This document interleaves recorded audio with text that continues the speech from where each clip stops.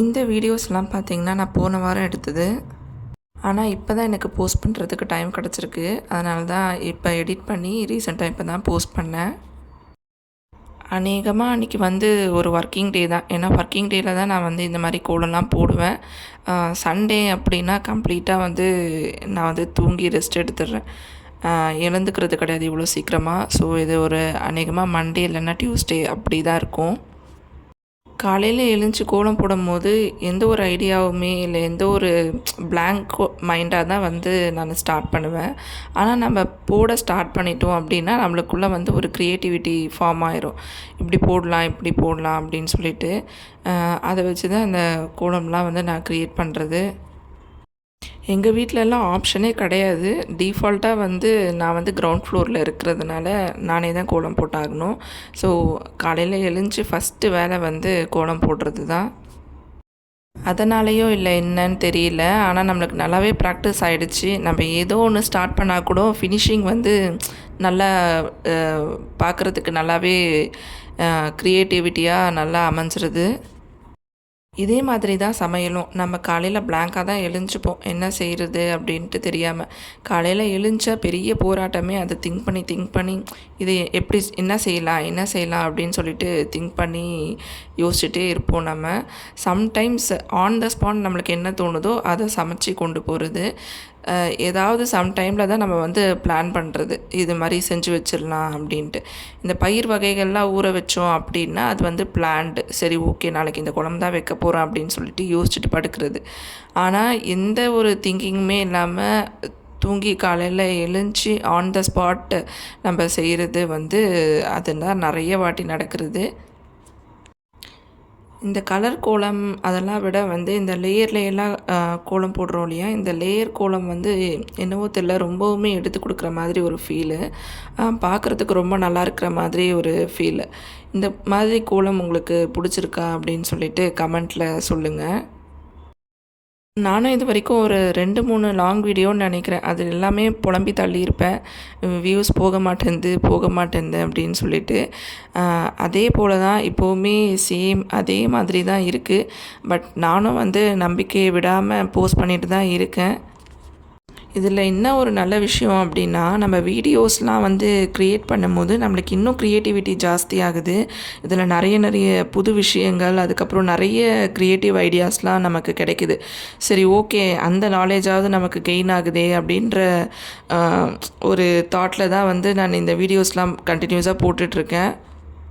முக்கியமாக பார்த்தீங்க அப்படின்னா ரீசன்ட் டைமில் தம்ப்நெயில் க்ரியேட் பண்ணுறது, அட்ராக்டிவ் தம்ப்நெயில்ஸ், அதுக்கப்புறம் கேட்சியான இமேஜஸ்லாம் இருந்தால் நல்லாயிருக்கும் அப்படின்ற மாதிரி அதை வச்சு நம்ம பயங்கர க்ரியேட்டிவாக வந்து இப்போ பண்ணிகிட்ருக்கோம்.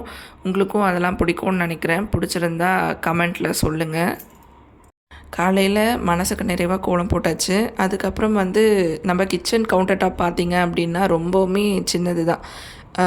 ஒரு ஸ்ட்ரெயிட் ஒரு கவுண்டர் டாப் தான், சின்ன கவுண்டர் டாப் தான். இது வந்து நான் கொஞ்சம் க்ளீன் பண்ணி இந்த சைடு இடம் இருக்கிற மாதிரி வச்சுருந்தேன். மணி பிளான்ட் வந்து அந்த சைடு ஒரு மூலையில் தான் வச்சுருந்தேன். இப்போ இன்னொரு பாட்டிலில் இந்த சைடில் வைக்கலாம் அப்படின்னு சொல்லிட்டு திரும்பியும் இந்த சைடில் பிளான் பண்ணி வச்சுருக்கேன். இந்த மணி பிளான்ட் வந்து வெளியில் கோலம் போடும்போது ஒரு தொட்டிலேருந்து எடுத்துகிட்டு வந்தேன். அதை தான் நான் இப்போ க்ளீன் பண்ணி இங்கே கவுண்டர் டாப்பில் வச்சிட்ருக்கேன்.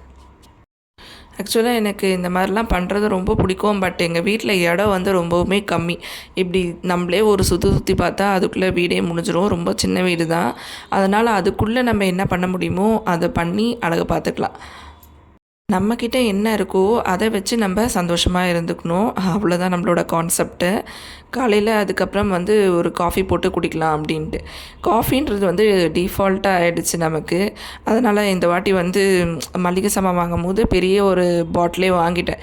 அதுவும் இல்லாமல் அந்த பாட்டில் வந்து ஒரு கிளாஸ் பாட்டிலாக, அதுவுமே நம்மளுக்கு வந்து பார்க்க அட்ராக்டிவாக இருந்தது. சரி, அதனால் வந்து பெரிய பாட்டிலாக வாங்கியாச்சு.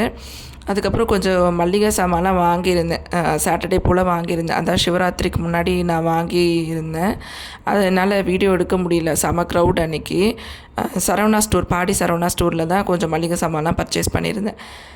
அதெல்லாம் வந்து ரீஃபில் பண்ணி வச்சுட்டு அதுக்கப்புறம் காலையில் வந்து பச்சை பயிர் போட்டு குழம்பு மாதிரி வச்சிடலாம் அப்படின்னு சொல்லிட்டு பச்சைப்பயிரை வந்து குக்கரில் வேக போடுறதுக்காக போட்டுட்ருக்கேன்.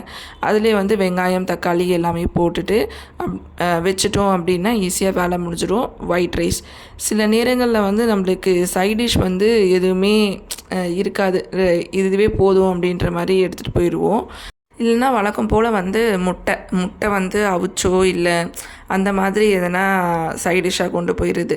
இது ரெண்டுத்தில் எதனா தான் டிசைட் பண்ணுறது. இப்படியும் நம்மளால் முடியல, நம்மளுக்கு டைம் இல்லை அப்படின்னா சிப்ஸு பேக்கெட்டு இதுதான் நம்மளுக்கு சைட் டிஷ்ஷு.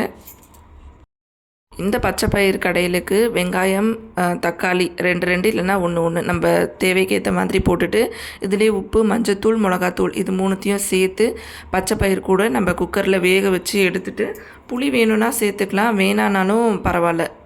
இப்படியே நம்ம கடைஞ்சி லாஸ்ட்டில் வந்து தாளிப்பு கொடுத்து எடுத்துக்கிட்டோம் அப்படின்னா இந்த குழம்பு வந்து ரெடி ஆகிடும். ஐ திங்க் அந்த வாரம் வந்து ஹஸ்பண்ட்க்கு ஃபஸ்ட் ஷிஃப்ட்டுன்னு நினைக்கிறேன். எப்போவுமே ஃபஸ்ட் ஷிஃப்ட் அப்படின்னா பசங்களை ட்ராப் பண்ணுறதுக்கு வண்டி தேவைப்படும். அதனால் அவரை கொண்டு போய் நானே ட்ராப் பண்ணிடுவேன். அப்படி ட்ராப் பண்ணிட்டு வரும்போது பீட்ரூட் ஜூஸ் வாங்கியிருந்தேன். இது நம்ம வீட்டிலே கூட போடலாம், பட் எனக்கு அவ்வளோ டைம் இல்லை அப்படின்றதுனால கடையில் தான் வாங்கியிருந்தேன். அதாவது பீட்ரூட், தேங்காய் பால், அப்புறம் நாட்டு சர்க்கரை, சியா சீட்ஸ், பாதாம் பிசன் இது எல்லாமே போட்டு வச்சுருப்பாங்க. இது நான் வீட்டில் கூட நிறைய வாட்டி ட்ரை பண்ணியிருக்கேன். ஆனால் நமக்கு ஏற்ற மாதிரி இது பண்ணிக்கலாம். இது வந்து கொஞ்சம் நம்மளுக்கு இம்யூனிட்டி பூஸ்ட் ஆகும், அதனால் நான் எடுத்துக்கிறேன். ஆஸ் யூஷுவல் நான் எப்போவும் சொல்கிற மாதிரி தான், முட்டை வந்து நம்மளுக்கு எப்போவுமே ஒரு ஈஸியான சைட் டிஷ். ஆம்லேட்டாகவும் சரி, இல்லை பாயில்டு எக்காகவும் சரி, எப்படியா இருந்தாலும் சரி, இது கொஞ்சம் நம்மளுக்கு ஈஸியாக இருக்கும். நான் வந்து அன்றைக்கி கொஞ்சம் கடை தான் வேக வச்சுருந்தேன். ரொம்ப அப்படியே இதுவாக இருக்கும். இந்த மாதிரி முட்டை வந்து எனக்கு சாப்பிட்றதுக்கு ரொம்ப பிடிக்கும். ஹார்டாக சாப்பிடாம அப்படியே கடை ஆஃப் பாயில்டாக சாப்பிட்றது. அப்படியே அன்றைக்கி ஈவினிங் வரும்போது காயும் வாங்கிட்டு வீட்டுக்கு போயாச்சு.